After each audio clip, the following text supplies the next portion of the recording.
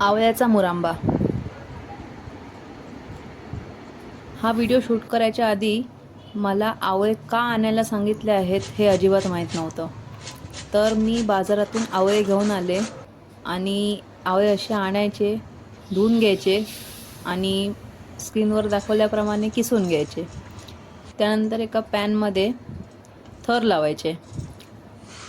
थोडासा आवळा, मग थोडीशी साखर, आवळा साखर असं करून थर लावून झाले की झाकण ठेवून शिजायला ठेवायचं.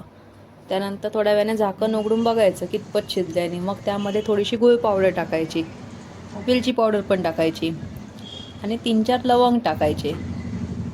त्यानंतर हे सगळं मिक्स करायचं आणि मग ह्याला थोडं शिजण्यासाठी ठेवून द्यायचं. हे असं आटायला लागलं आणि याचा रंग बदलला की हे एकदम सुटसुटीत होणार. सुटसुटीत झालं की गॅस बंद करायचा आणि मग एका काचेच्या बरणीत भरायचा आणि मग